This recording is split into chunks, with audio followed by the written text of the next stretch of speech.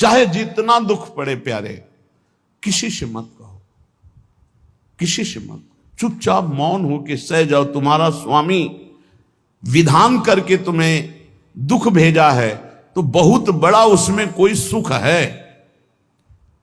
वो मंगल भवन है, तुम्हारा मंगल होने नहीं दे सकता। दिखाई दे सकता है कि अब अमंगल हो गया हमारा, अमुक अमुक अमुक, कुछ नहीं।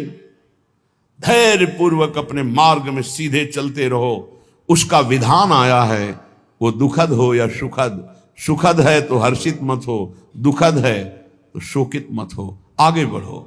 देखो ये अध्यात्म है, ये कमर कस लो कि इस जन्म में मुझे इस भव समुद्र से पार होना ही है। ये जो कमजोर दिल के होते हैं ना, अनुकूलता जहां मिली तो बोले जब से हमने भक्ति शुरू की सब काम चकाचक बन रहे। ये भक्ति का फल नहीं है, भूल मत करना। ये तुम्हारे सुकृत चल रहे हैं इसलिए है।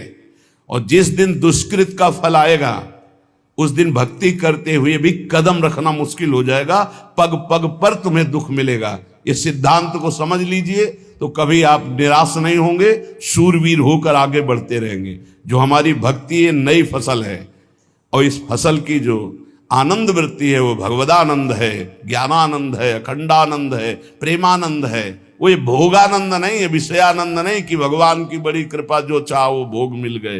ये सुकृतों के फल है। ये सुकृत और दुष्कृत दोनों को यही नष्ट कर दो और निकल चलो भगवान की परम धाम में, जहां नित्य सेवा सुख का आनंद सहचरियां ले रही है।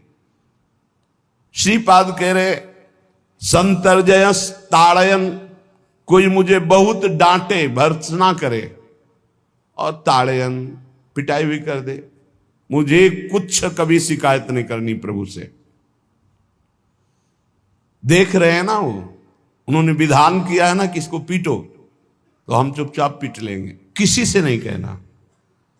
रहीमन मन की मन व्यथा रखिए मन में गोए, सुनिठ ले हैं लोग सब बांटने। इसीलिए असंगो हम, असंग किससे कहें अपने दुख सुख की बात। अपना दिल तो दिलवर को दे दिया, जो बीते सो दिल तो उनके पास है, वो तो जाने दुख सुख की बात, हम क्या जाने। हम तो बस आपके हैं।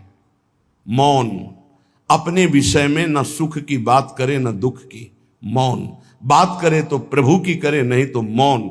मान लीजिए अगर ये मौन आप धारण कर लेंगे तो निकल जाएंगे माया से, नहीं तो किसी की निंदा कर देंगे, किसी का ऐसा कटु वचन बोल देंगे, परुख वचन बोल देंगे, भजन छीण हो जाएगा, भजन करने की वृत्ति नष्ट हो जाएगी। सैकड़ों लोगों के प्रश्न है कि पहले भजन अच्छा होता था अब नहीं होता। उसमें दो बातें होती है, एक तो भजन की ऐसी भूख बढ़ गई है कि अब उतने भजन से नहीं और भजन होना चाहिए। ये उत्तम महापुरुषों की कृपा पात्र भक्तों की वृत्ति होती है। और एक होता है कि आपसे वैष्णव अपराध बन गया, कुसंग हो गया, इस कारण से ऐसा। अगर आपके हृदय में कोई दोष वृत्ति नहीं हो, फिर भजन में ऐसा लगता है कि मेरे से बहुत कम भजन होता है, वैसा भजन नहीं होता जैसा होना। ऐसा बड़े बड़े महापुरुषों को भी अनुभव होता है। ये कोई निंदनीय बात नहीं है, वंदनीय बात है। पर वास्तविक यदि भजन नहीं हो रहा है, वास्तविक यदि आपका रुक गया है आनंद, तो आप ढूंढ लीजिए आपका भोजन गलत है, आपका संग गलत है, आपने कोई वैष्णव निंदा की है, बस यही कारण है। यही खोज लेना, यही सुधार कर लेना, किसी से क्षमा याचना की जरूरत नहीं। अंदर देखो और आचार्य गुरु से प्रार्थना करो, सब ठीक हो जाएगा। बड़े कृपालु हैं, जिन्होंने अपराधी मुझ जैसे को घसीटा तो अब अपराध बन जाएगा तो थोड़ी छोड़ देंगे वो। विश्वास कीजिए, उन्हीं से प्रार्थना कीजिए, नाथ यदि आपको अपराध मोचन कराना है तो भेज दीजिए मुझे उसके पास, या उसको बुला दीजिए, मैं पैर पकड़ लूं, हाथ जोड़ लूं यदि अपराध बन गया है। और यदि आप चाहें तो आप क्षमा कर दें, आगे से सावधान रहेंगे। बड़े कृपालु हैं प्रभु, क्षमा कर देते। भजन की वृत्ति को रुकना ये सहन मत कीजिए। समय नहीं है कि आज नहीं तो कल भजन चल पड़ेगा, नहीं, तुरंत वाचिक में आ जाइए, तुरंत वाणियों का गायन कीजिए, नाम कीर्तन कीजिए और ढूंढिए अपराध क्या बना जो आंतरिक हमारा भजन रुक गया, और प्रभु से प्रार्थना करके उसको चलवाइए। वो बड़े कृपालु है, क्षमा कर देंगे। अगर आपने प्रगट में किसी का अपराध किया और वो उपस्थित हो तो जाओ, उनके चरण पकड़ो, उनसे प्रार्थना करो। भजन का रुकना सहन मत करो। बहुत कठिन है भजन करके भगवत प्राप्ति करना। वो हमारे अंदर सरलता पूर्वक भजन चल रहा है, उसको बचाओ।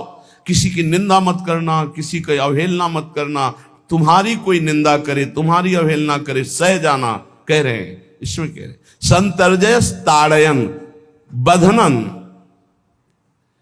यदि वो कहीं मुझे बांध दें, मैं बंधना भी स्वीकार कर लूंगा। ऐसा भक्तों को कोई बांधता है क्या? हाँ, बांध देते हैं। तितिक्ष ब्राह्मण की कथा में पढ़िए, उसको बांध दिया।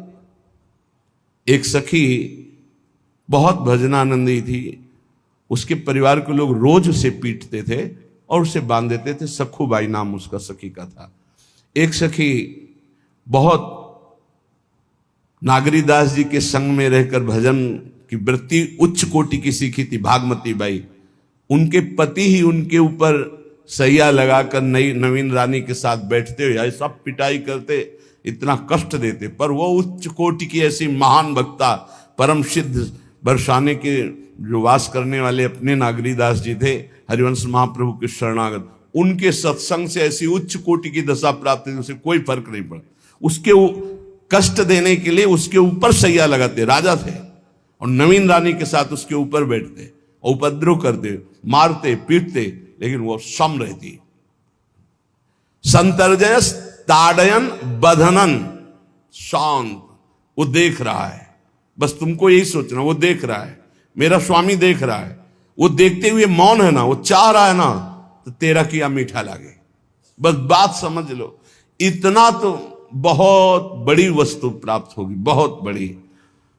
एक मिट्टी जब कुम्हार को अर्पित हो जाती है तो पीट पीट कर एक छोटा राई भर भी दाना नहीं रहने देता, क्योंकि राई भर भी अगर दाना रहा वहीं से मटकी फूट जाएगी, राई भर भी अहंकार रहा वहीं से भक्ति रस निकल जाएगा। पीट पीट के उसको एकदम बराबर, फिर भी चैन नहीं, जल डाल के रौंदा, फिर भी चैन नहीं, हाथों से मल कर अपने अनुसार बनाया, फिर चाक पे चढ़ाया, जो चाहा आकार दिया, सूर्य के ताप में तपाया, फिर उसको दहकते हुए आवे के बीच में रख के पकाया, फिर उसमें रस रखने लायक क्षमता आ गई उस मिट्टी में। ऐसे ही हम जब संत महापुरुषों को, श्री भगवान को समर्पित होते हैं तो ये सब होगा। रस रखने लायक हृदय तभी होता है जब आवे में तपता है, इसलिए तैयार रहो। तभी नागरीदास जी ने कहा, बड़ो ही कठिन है भजन ढिग डरिबो। एक सूरवीर योद्धा की तरह जैसे उसके अंग घाव से युक्त होते हैं, वो कदम पीछे नहीं आगे ही बढ़ाता है, ऐसे भजनानंदी चाहिए। चाहे मुझे चोर कहा जाए, पतित कहा जाए, गाली दिया जाए, मुझे मारा जाए, बांध लिया जाए, तो भी मैं भगवान पर दोषारोपण नहीं करूंगा।